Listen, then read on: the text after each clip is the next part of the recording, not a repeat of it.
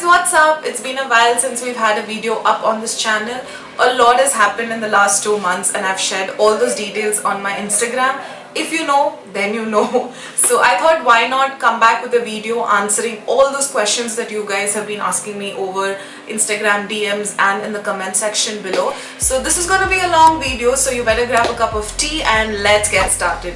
Also, stay tuned till the end because we have a special feature in this video and I am so thankful for them to also have sponsored this video for today. So coming to the first question that most of you have been asking me, and that is, what do I know about the BDS to MBBS bridge course?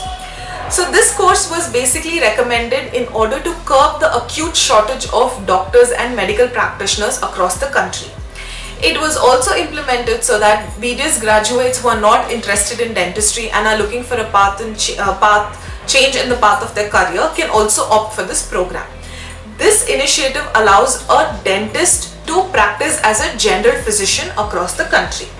However, the admission and the curriculum procedure has not been finalized. Based on my research, there is some information that I have.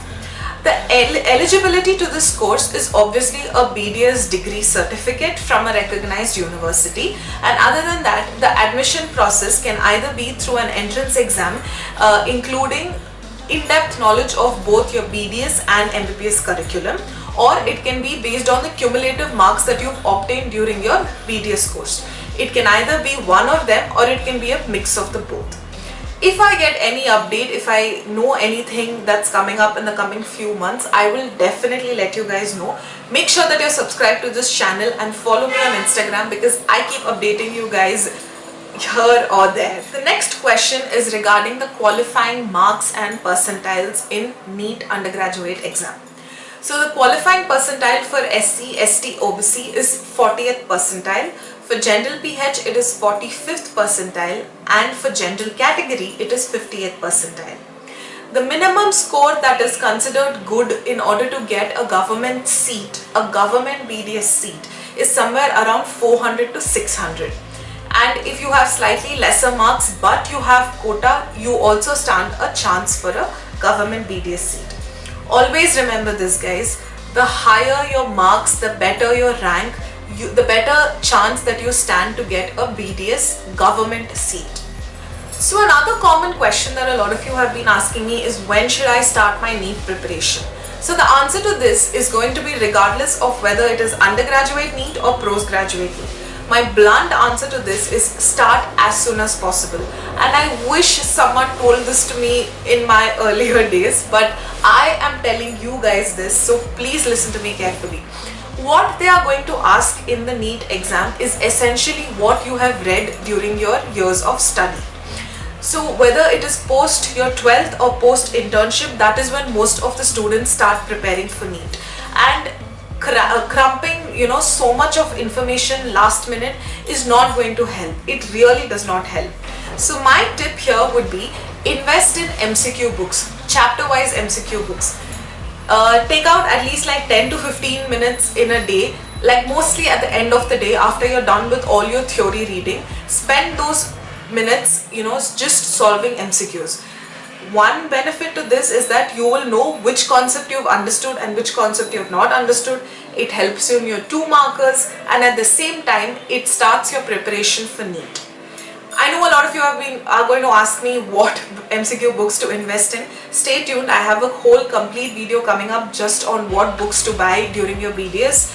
So you can definitely check that out. So press the bell notification so that you don't miss the video that I post. Before we get on to that, I want to talk about today's sponsors. Guys, currently it's 10:30 a.m. and we've already headed out. So we're doing something really fun and exciting today. Yeah, so I thought, why not vlog this experience and take you guys along. So stay tuned to see where we're going and what we're up to today. And also Mr. Husband is driving us down today, and he's also going to be my photographer cum videographer. I hope I haven't given away too much. Fine, let's see you soon. Bye.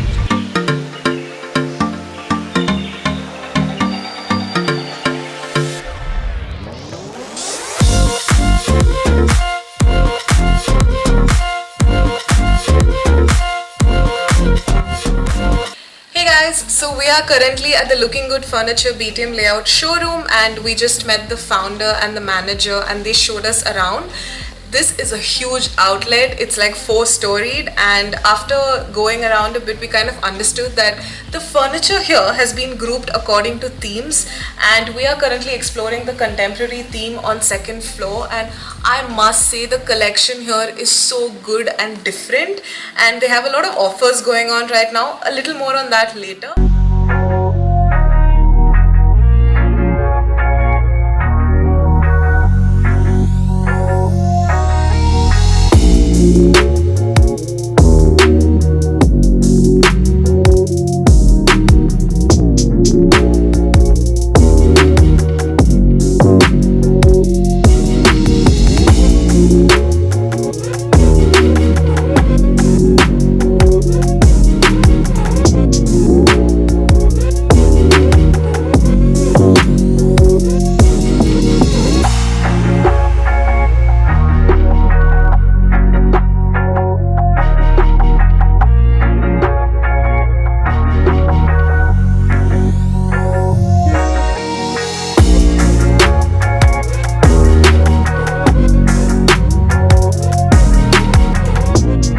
Another small detail that we noticed while we were, just like having a look is how they have mentioned the price of even the smallest item in the store.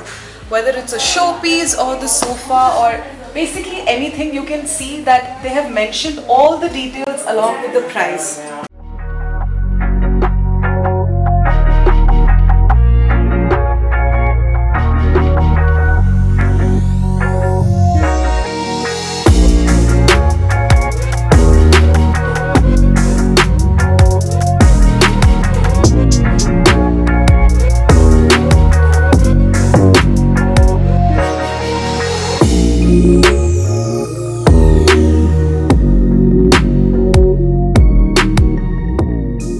Right now, I want to tell you that my most favorite theme here is the Majestic Grandeur.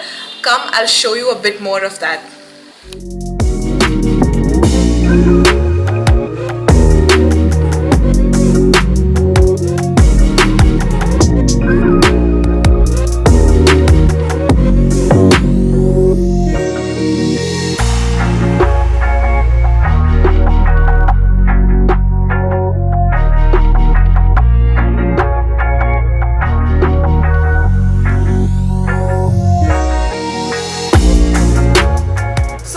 Furniture that you are seeing here is locally made, and all the materials used for it is also locally sourced.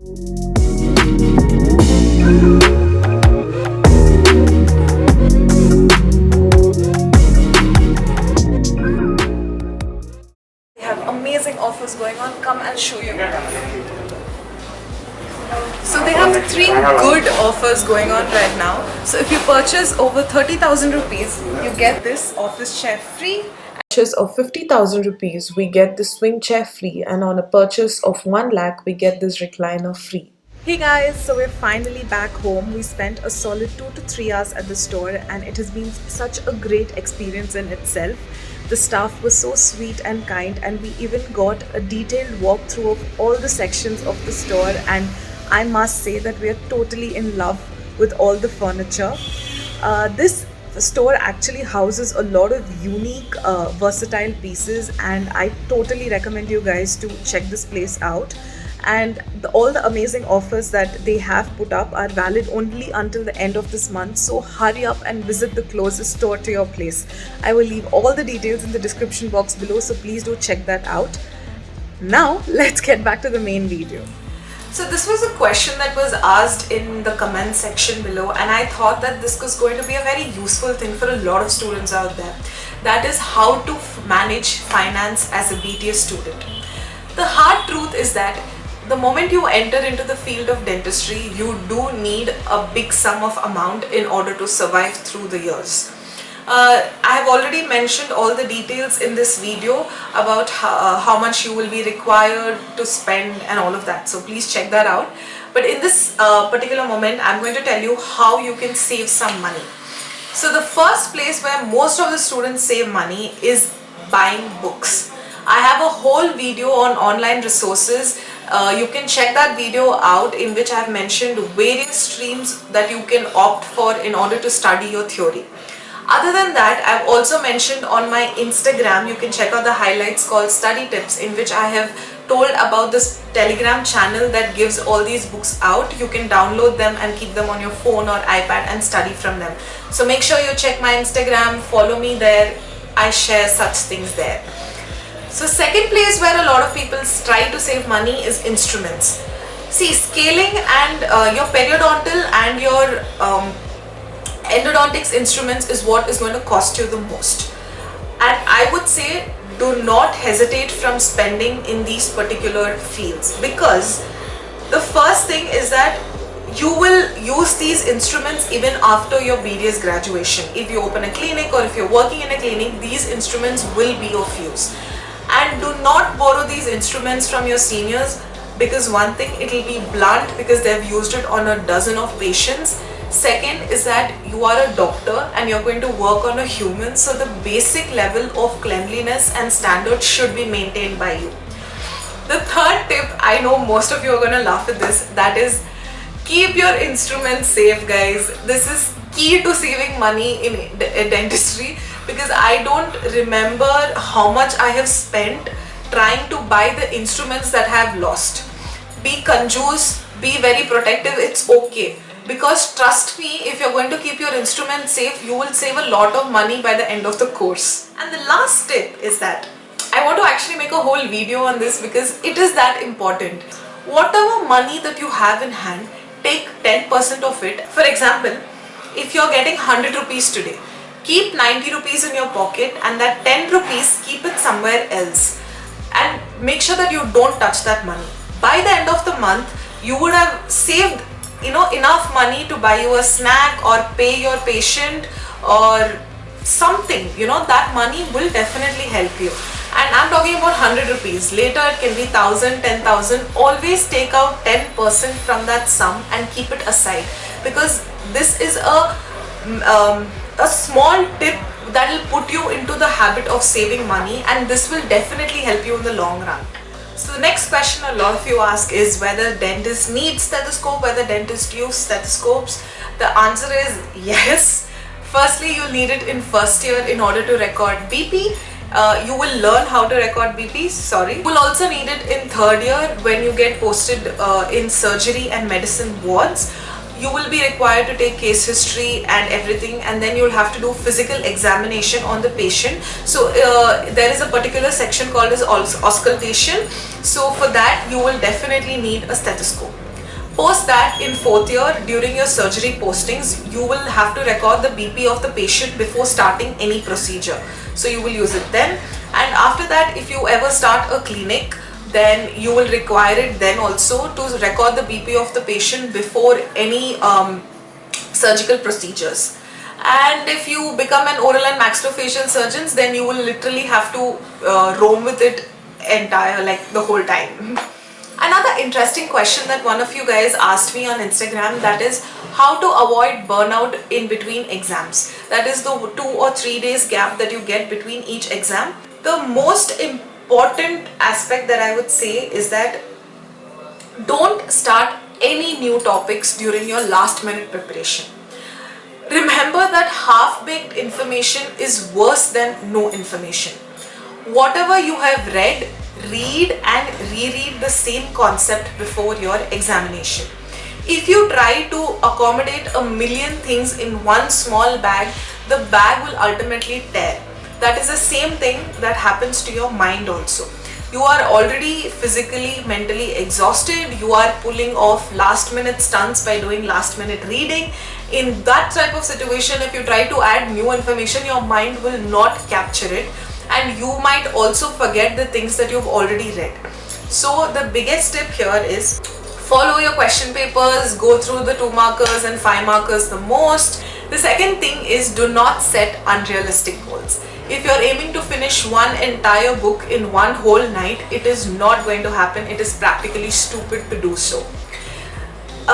Instead, set realistic goals that I will complete 3 to 5 question papers today. I'm going to complete maybe 10 question papers today if you've already started your preparation. As you accomplish each goal, you will feel more motivated and productive. The third important thing that I would say is learn how to say no, guys. During exam season, you will have a lot of people approaching you to help them study the concepts, ask you to teach them those things. See, until your foot is not firm, you cannot help others. In such situations, it's completely fine to be selfish. Tell them no. Focus on yourself. You are your priority. Finish your stuff first, and if you have time to explain others anything, that is when you should say yes. Other than that, learn how to say no, because if you are not done with your stuff and you go help others, then there is high chances that you might miss out on what you are lacking at, and that can create a whole failure sort of situation. The next very important tip is that start early.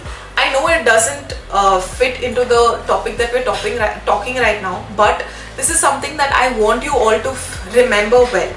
If you start early with your exam preparation, then you are going to be ahead of the race, and you are going to feel more productive and more confident actually as the exam date approaches. So spend some time at the end of the day, at least an hour or two, finish your concepts, and I have multiple videos on how to start exam preparation 1 month, 40 days, 2 months before exam. So please check those videos out and make sure that the next time you do not make such a mistake. And the last tip for this is allow yourself some physical and emotional rest. Exam time is one period in a student's life where everyone turns into zombies. They don't get enough sleep, they don't eat properly, either they stress eat or they don't eat at all, and it gets like it's a very messy situation to be in. But remember, an exhausted mind and body can do no good to anyone. A rested mind can pick up information 100 times better than an exhausted mind trying to stuff in every random thing that they are at. So make sure that before your exam at least you get a proper sleep of 6 to 8 hours. If you have a little bit of time before your exam, try rereading what you read the previous night, and I'm sure that you yourself will be surprised at how much you can accommodate during that frame of time. That's all we have for today's video. Thank you so much for watching, and if you like this video, then give this a huge thumbs up, and I hope I have answered a lot of queries. I just want to mention that there was another question that has been widely asked, and that is whether BAMS is good or homeopathy is good or agriculture and all of that. So it is going to be a long topic, so I didn't want to include it in this video, so I'm going to make a video separately on it, which should be coming up next. Hopefully I am able to put that out there as soon as possible, and I am so sorry for not uploading regularly. I am trying my level best, but there's so much going on personally that it's a little hard. Thank you so much for all your patience and love and support. Until next time, this is Divya signing off. Thank you so much for watching.